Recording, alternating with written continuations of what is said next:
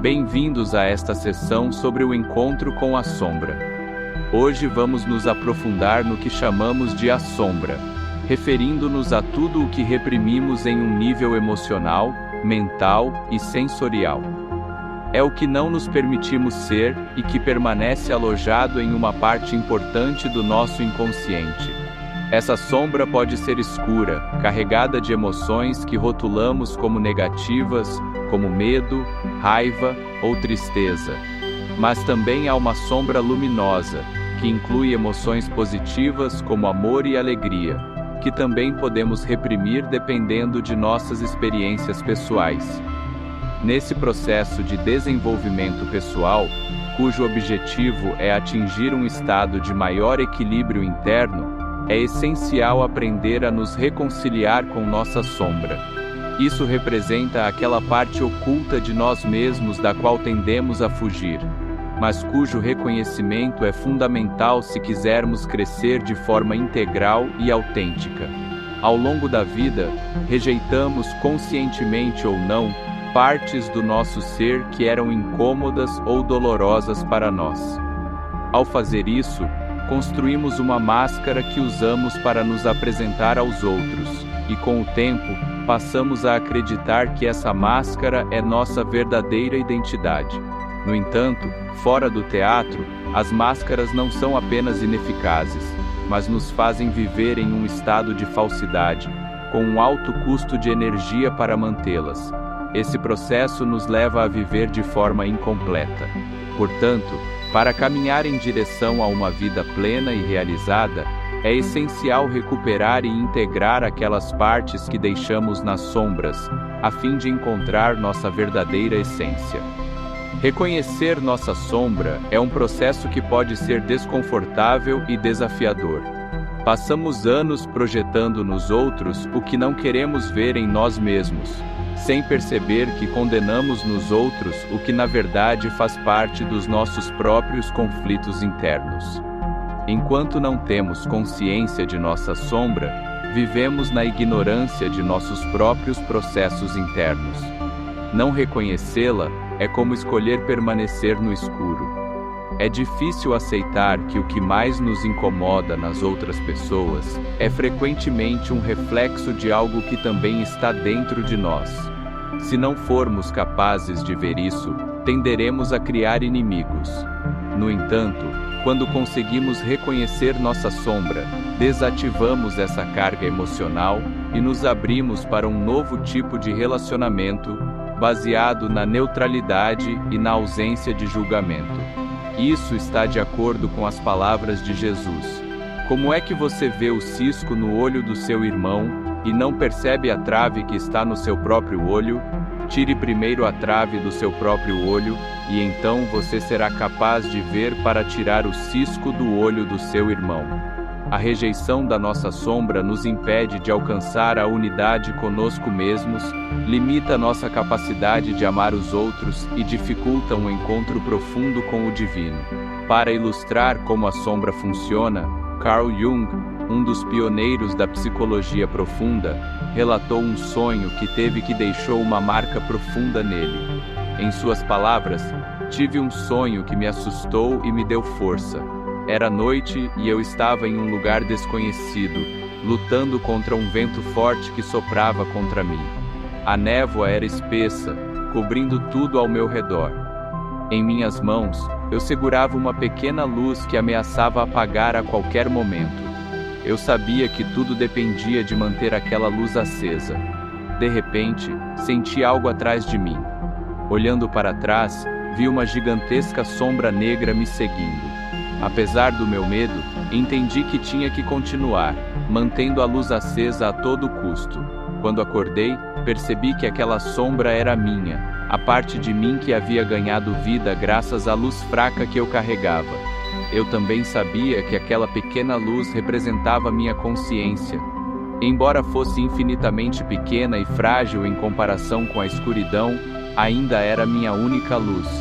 Esta história nos convida a reconhecer que, embora nossa luz consciente seja pequena em comparação com a vastidão de nossa sombra, ela é a chave para seguir em frente e alcançar nossa plenitude. Além do que foi mencionado no sonho de Jung, podemos deduzir que a sombra é percebida como uma ameaça porque, quando se mostra, nos confronta com a realidade de que não somos o que aparentamos ser. Isso gera uma sensação de vertigem, pois depois de termos investido tanto esforço na construção de uma imagem aceitável de nós mesmos, de repente nos vemos questionando esses fundamentos. A sombra se torna uma ameaça, especialmente quando trabalhamos duro para criar uma imagem idealizada ou quando alimentamos demais nosso ego, o que já discutimos em sessões anteriores. É comum que aqueles que lutaram para construir uma personalidade forte ou uma identidade cristalizada encontrem maior resistência ao reconhecer sua sombra. Esse processo costuma se manifestar mais fortemente entre os 36 e os 50 anos, muitas vezes após uma crise no trabalho, na família ou na vida pessoal. Um acontecimento inesperado causa um choque, e embora se tente desesperadamente manter uma aparência de bem-estar, é claro que as coisas não voltarão a ser como eram antes. Um exemplo prático do funcionamento da sombra seria o caso de uma criança que sofreu por se sentir sem importância em seu ambiente emocional. Essa dor pode ser tão aguda que a criança decide relegá-la à sombra, criando um ego que busca constantemente ser o primeiro, se destacar e se sobressair acima dos outros. Ela reprimiu tudo o que a faz parecer menor. Quando em sua vida adulta, alguém insinua algo que lhe lembre essa dor de inferioridade, ela reagirá veementemente, pois perceberá que sua imagem de importância está sendo ameaçada. Sem sua máscara de superioridade, ele se sentiria nu e sem valor, o que o levou a criar essa fachada em primeiro lugar. Esse ciclo perpetua seu ego de se sentir superior, continuamente se comparando aos outros e acreditando que está acima. No entanto, no fundo, o que ele realmente esconde é um profundo sentimento de inferioridade que é muito doloroso. Esse conflito só é resolvido por meio da reconciliação interna, aceitando e dialogando com seu eu insignificante, aprendendo a integrá-lo para se curar e viver com maior autenticidade. A seguir, discutiremos como reconhecer nossa sombra na vida cotidiana. A psicanalista Molly Tube sugere 6 maneiras de identificá-la que podemos observar em situações cotidianas. 1. Sentimentos exagerados sobre os outros.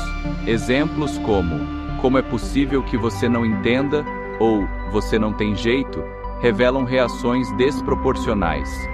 2. Feedback negativo de quem age como espelho. Comentários como, é a terceira vez que você se atrasa sem me avisar, podem nos mostrar padrões repetitivos de comportamento. 3. Relacionamentos em que geramos o mesmo efeito perturbador. Frases como, Carla e eu achamos que você não foi honesto conosco, revelam atitudes constantes que afetam várias pessoas. 4. Ações impulsivas ou inadvertidas. Comentários repentinos como, desculpe, não foi minha intenção, revelam atitudes inconscientes que surgem de forma incontrolável. 5. Situações em que nos sentimos humilhados.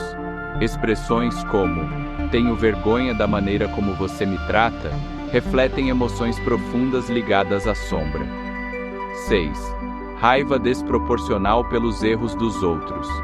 Declarações como, você nunca aprenderá, está desperdiçando meu tempo, expõem frustrações que podem estar conectadas a aspectos não reconhecidos de nós mesmos. Podemos perceber a sombra quando perdemos nosso centro emocional ou quando somos tomados por sentimentos intensos como a raiva. No entanto, a sombra geralmente recua rapidamente quando a identificamos, pois sua descoberta ameaça sua existência. Após revisar como a sombra é formada e reconhecida, proponho um guia prático para trabalhar com ela. Primeiro passo: identificação.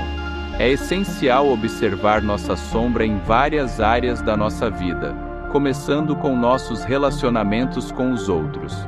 Preste atenção ao que você não gosta nos outros, o que o irrita ou é difícil de tolerar, bem como o que você admira intensamente. A intensidade da sua rejeição ou admiração revelará a magnitude da sua sombra reprimida. Perguntas para refletir e trabalhar. O que exatamente me incomoda nos outros? Como isso me incomoda? O que é que eu não suporto nos outros? O que eu mais gosto e admiro nos outros? Como isso chega a ser assim? Depois de responder a essas perguntas, tente entender como o que o incomoda nos outros toca algo dentro de você. Reflita sobre como você projeta seus próprios conflitos internos nos outros. Mude sua perspectiva para uma mais autorresponsável, reconhecendo que não é o outro que o incomoda, mas sim você que decide como reagir. Se isso o afeta, é porque há algo que você precisa trabalhar em si mesmo, em vez de tentar mudar o outro. Este trabalho interno é um processo essencial para começar a se reconciliar com sua sombra e avançar em direção a uma maior integração e bem-estar psicológico. Outra área essencial para observar nossa sombra é em relação à autoimagem.